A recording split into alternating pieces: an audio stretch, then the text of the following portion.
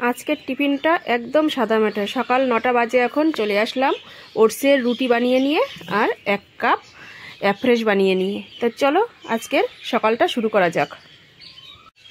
Hello guys, good morning, welcome back to my channel. শুরু করছি আমি আজকের ভিডিওটি। আর আজকে হচ্ছে বুধবার তো আজকে। এই যে মা বসে রয়েছে, আমার আবার বার মাস তারিখ এসব মাথা থেকে আউট হয়ে যায়, মনে থাকে না। আমি পাশ থেকে শুনে শুনে তারপরে এগুলো বলি। তা চলো, সকালটা যখন হয়েছে তাহলে সারাটা দিন তো কাটাতে হবে। কিভাবে সারা দিন কাটাবো সব কিছুই তোমাদের সাথে শেয়ার করব, তোমরা পুরো ভিডিওটা দেখতে থাকবে। আর এখন তো এই যে ওটসের রুটি আর অ্যাফ্রেশ দিয়েই সকালের ব্রেকফাস্টটা সারবো। মা এই যে অ্যাফ্রেশ খাচ্ছে, এখান থেকে রুটিটাও খেয়ে নেবে। আর আজকে আমাদের দুপুরে রয়েছে নিমন্ত্রণ, সেখানে যাব আজকে। মানে একটা দিদিমার বাৎসরিক কাজ, বাৎসরিক না মানে মারা গিয়েছে, তার আজকে 12 দিনের যে খাওয়া দাওয়া দেয় সেই অনুষ্ঠানই হবে আজকে। এটা হবে ধানতলা লজে। আর লজ আর ব্যাংক একসাথে, ব্যাংকেও আমার একটু কাজ আছে, সেখানেও যাব আর অনুষ্ঠানের ওখানেও যাব। তো চলো পুরো ভিডিওটা দেখতে থাকো। সকালের টিফিন সেরে চলে আসলাম আবার দুপুরের রান্না করতে। যতই নিমন্ত্রণ বাড়ি যাই তবুও তো বাড়ি রান্না করতেই হয়, কেননা সবাই তো আর যাবে না।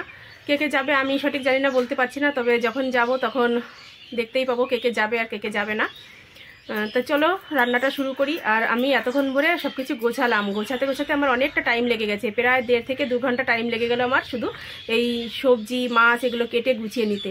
তো চলো কি রান্না করি সেটা তোমাদের একটু দেখিয়ে দিয়ে আমি রান্নাটা স্টার্ট করি।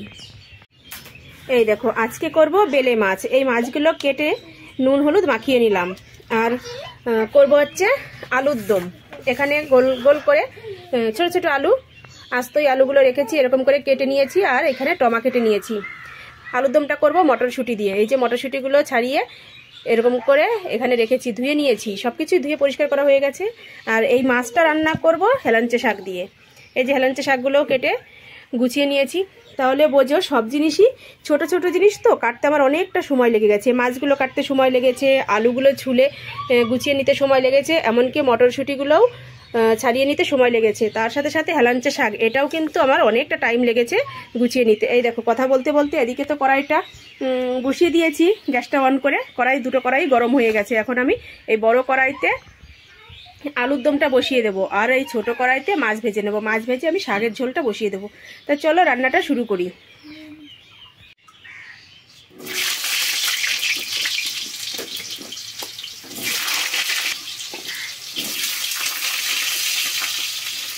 নতুন আলু একটু ভালো করে কড়া করে ভেজে না নিলে আলুর মধ্যে একটা গন্ধ থাকে, সেই গন্ধটাই বেরোবে। তাই ভালো করে আলুটা ভেজে নিয়ে তারপরে আমি মশলাটা দেবো। এখানে মশলাও পেস্ট করা হয়ে গেছে। দেখো, এখানে আদা জিরে শুকনো লঙ্কা পেঁয়াজ রসুন সব কিছুই একসাথে মিক্স করে পেস্ট করে নিয়েছি। আলুটা ভাজা হয়ে গেলে টমাগুলো দিয়ে দেবো, তারপরেই মশলাটা দিয়ে ভালো করে কষিয়ে নেব।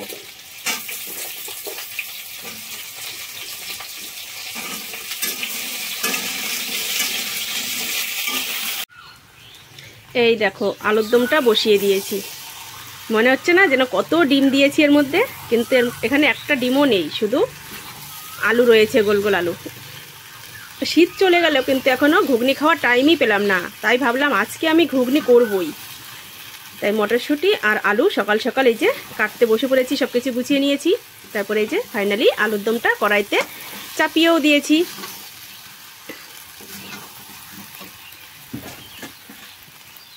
আর এদিকে এই যে মাছ ভাজাগুলো হয়ে গেছে। এই ঘুগনিটার মধ্যে জল দিয়ে দেবো, জল দিয়ে ঢেকে দেবো, তারপরেই আমি শাকের ঝোলটা বসিয়ে দেবো।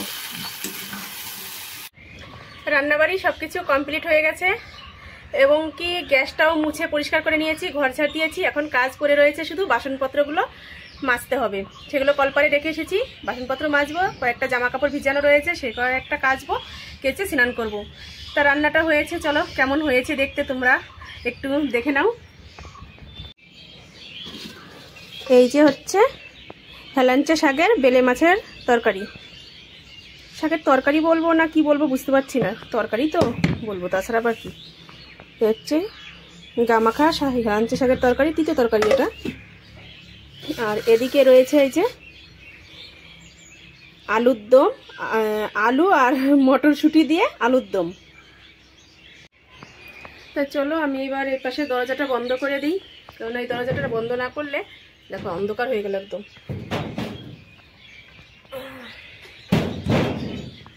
এটা বন্ধ করে দিলাম, যাতে গ্রামের বাড়ি বুঝতেই তো পারছো, চারিদিকে কুকুর বেড়াল সব কিছুই বাড়ির মধ্যে ঘোরাঘুরি করে। খাবারটা আমার সামনের পরই থাকে, যদি মুখ দিয়ে দেয় তাহলে তো অসুবিধা হয়ে যাবে। আর বাসনপত্রগুলো সব কিছু কলপারে রয়েছে।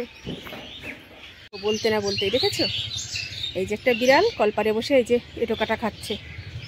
এই যদি দরজা খোলা থাকে তাহলে একদম ঘরে গিয়ে ওর কাজটা ও সেরে নেবে। এই যে বাসনপত্র রয়েছে এগুলো সব এখন মেজে নেব। আর গতকালকে আমি জামা কাপড় ভিজিয়েছিলাম, এই যে বালতিতে রয়েছে, এই কটাই কাচবো। দেখো আর এক বাবু সাহেব ঘুরঘুর ঘুরঘুর করছে বাড়ির চারিপাশ দিয়ে, কখন সুযোগ পাবে কখন ঘরে ঢুকবে। এই যে এক রানী, রানী কোথায়, এটা রানী না রাজা কি জানি, এই একজন আর এই একজন, ঠিক আছে। সব কাজকর্ম সেরে স্নান করে দেখো বসে পড়েছি খেতে। এখন দুপুরের খাওয়াই বলতে গেলে, কারণ এখন বাজে 1:45 বাজে। নিমন্ত্রণ বাড়িতেও দুপুরেই খাওয়া, কিন্তু সকালে তো ভাত খাইনি, শুধু ওই একটা রুটি খেয়েছি আর এক রেস্ট খেয়েছিলাম। খিদে পেয়ে গেছে, তাই অল্প কটা ভাত খাই এখন, খেয়ে তারপরে একটু বেলা করে তারপরে যাবো ওখানে, কারণ এখন গেলে প্রচণ্ড ভিড় থাকবে, আর ভিড়ের মধ্যে আমার ভালোও লাগে না দাঁড়িয়ে থাকতে, তো একটু লেট করে করেই যাবো। তো বাড়িতে হালকা করে একটু খেয়ে নিই তারপরে যাবো। তো চলো খাওয়াটা সেরে নিই, আবার একটু ব্যাংকে কাজ আছে সেখানেও যাব। ছেলে আর আমি দুজনেই বসে পড়েছি, তো চলো তাড়াতাড়ি খাওয়াটা সেরে ফেলি। এটা এখন হচ্ছে হেলাঞ্চে শাকের ঝোল, আর এটা হচ্ছে, এটা কি মাছ গো? বেলে মাছ। আর এই যে তোমাদের তো দেখিয়েছি, বাড়ি থেকে বেরিয়ে পড়েছি, আর এই যে চলে এসেছি ব্যাংকে। এই যে ভেতরে তো ক্যামেরা অ্যালাউ নেই, এর জন্য চলো আমি কাজটা সেরে নিই তারপরে আসছি। ব্যাংকের কাজ সেরে নিয়েছি, এবার এই যে চলে আসছি লজে। এখানে দেখো এই যে অনুষ্ঠান শুরু হয়ে গেছে, অনেকক্ষণ আগেই শুরু হয়ে গেছে, আমার একটু ব্যাংক থেকে বেরোতে লেট হয়ে গেল। এই যে খাবার টেবিলে বসেও পড়েছি।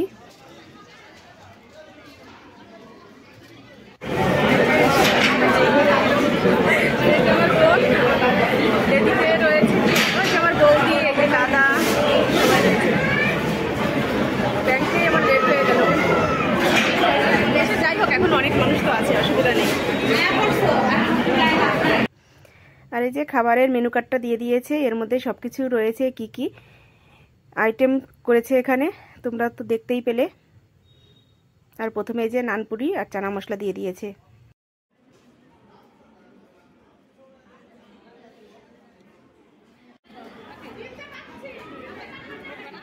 অনুষ্ঠানের লজের ওখান থেকে চলে এসেছি, আর এখন বসে বসে এই যে হাজমলা খাচ্ছি। আমি একটা খেলাম, ছেলেকে একটা দিলাম। আর যে কারণে ব্যাংকে গিয়েছিলাম সেটা তো তোমাদের সাথে শেয়ার করা হয়নি, বলা হয়নি। কালকে আমি আমার মায়ের জন্য একটা সোনার গহনা নিয়ে আসবো, তার জন্যই ব্যাংকে গিয়েছিলাম পয়সা আনতে, মানে পয়সা তুলতে। কি দেব সেটা তো আমি জানি, তোমরা একটু গেস করো যে আমি আমার মাকে কি দেব। এই যে পয়সা তুলে নিয়ে এসেছি, আরও কিছু পয়সা লাগবে, দেখা যাক, যদি কি বাকি রাখতে হয় তাহলে বাকি রেখে দেবো। আর যেখান থেকে আনবো সেটা আমাদের নিজেদেরই মানুষ। আজকে যে অনুষ্ঠানে গিয়েছিলাম হচ্ছে সেই মামার দোকান থেকেই আনবো, অসুবিধা হবে না, আমি আস্তে আস্তে পয়সা পরে দিয়ে দিতে পারবো। তবে কি আনবো সেটা তোমরা একটু গেস করো, তোমরা কমেন্ট করে জানাও।